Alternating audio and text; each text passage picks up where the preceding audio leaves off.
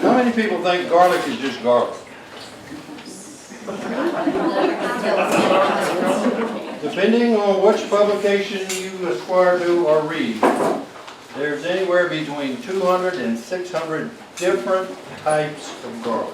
The types that grow in our environment, you know, not the West Coast environment, not Washington State, Texas, New Mexico, whatever, but what tends to do well here. And it's a learning in progress for several years until we hit on some certain types. One of the things, I was looking for a new variety. I always want to plant new types just to see how they do. It's, if I wanted to just, you know, I'll plant 70 to 100 plants of garlic, and we'll probably use half of it for our own use, and then the other half is given away to friends of ours. But in looking, the sad part about it is I can't find a producer in this sort of local area that produces where you could get your seed stock from. But in the search, I stumbled on this University of Georgia pamphlet. It's about as concise about garlic that you can make it for you and I to read and understand.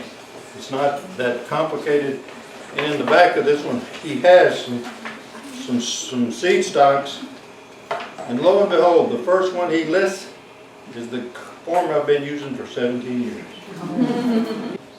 When you order garlic, this is what you're going to get. Okay. Garlic from a quality seed stock producer is expensive. We're talking $15 to $22 a pound. And a lot of you are going to say, well, I can go to Winn-Dixie and pick up one for 50 cents. Well, you can. You can't. Is it safe to plant? The opinion is mixed if you buy it, because it's been probably sprayed for preservatives so it can have a longer shelf life. It most likely has come from mechanical harvesting out on the West Coast, most likely, or South Texas. That's where they do the biggest majority of mechanical harvesting. You can get some. I went to Lowe's just to check the other day. And when you go out and you can take a look, you can readily see the difference in the quality of the bulb from Lowe's versus a form that does this. This is a filiary form. I think this is Montana Zuma that John Barnes has given us to plant today. So this is what you get. A half a pound, if you order half a pound, you probably something you'll get in the neighborhood of 3 or 4 bulbs, that's it. A pound, 6 to 7, it just depends on the size, because not all garlic is the same. See, this little variety here, Basque, it's just a smaller garlic. That's all it is. It's small. Just as flavorful, firm. It's more. If you plant a clove out of this size bulb, this is what you should probably expect to harvest. Something about this size. What it is. If you plant it out of this size, you should get something about this size. What are you planting? You're planting the clove. You're planting this little thing here. Root end down, point end up. Try to have about 2 inches of topsoil on the top. That's it. 2 inches. Now you'll see when I go out, I use basically a 5 by 5 grid, 5 inches apart, 5 inches between rows. And the reason for that is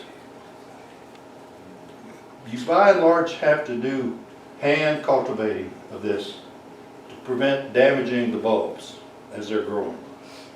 Very intense as you plant a lot, believe me.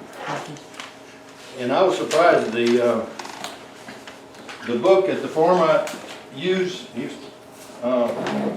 he grows hundreds of acres, and he said all their fields are hand cultivated. So he must have a pretty heavy labor force to use. I mean, that's a lot. Because I only do about a 16 by 8 square in my garden, that's it. It's a raised bed, a plant. My self-imposed date is around the 22nd of October. Don't ask me why. I just started doing it then, and it works for me. It tends to be ready, depending on your variety, late May, like the last week, or the first 2 weeks of June. I mean, this is not a crop that's going to be ready in 90 or 120 days. Not going to happen. Then the other thing, after you pull it, and we'll talk about that probably in the summer, once you start harvesting, you got to tie them up and let them, in essence, cure for about 3 weeks before they're ready to use. So you add that onto your tail, somebody said it's like having a baby. So RJ has his marking stick, and he's telling me to put that stick in. There's a little pencil line here and the tape, and he's telling me for what we're doing today, he wants me to put that halfway down. So this gives you just a nice little way to put your garlic cloves in with, you know, without having to just guess with each one. Can you do it in pots? Yes. Okay, thank you. How deep would the pot, how big the pot have to be, RJ? Like a big pot, or can you do it in a little pot? You can get a little, as long as you got about 4 to 5 inches apart. Okay, how deep?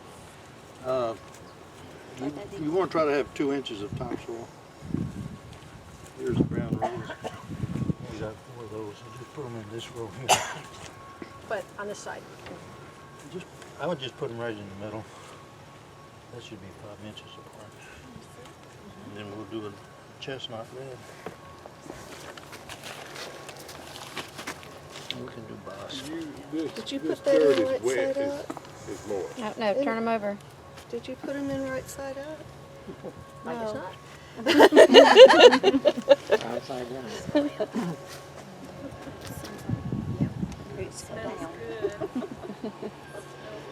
I need people to check on me. She was testing us. Yes. It was a test, that's what it was. Planted them upside down. So I got 4 of these, so I'm going to do one more that way. Yeah, that's it. Daddy said he went out there and Do he something else. saw all the roots sticking.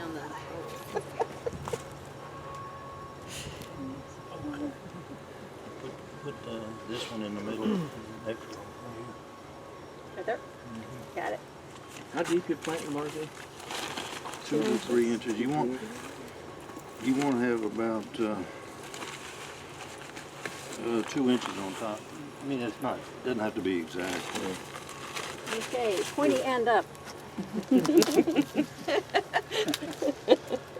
guys watch careful, I can still get this wrong. Let's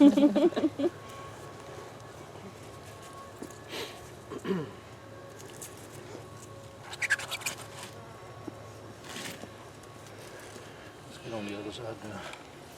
Okay, I got a hole there. That one?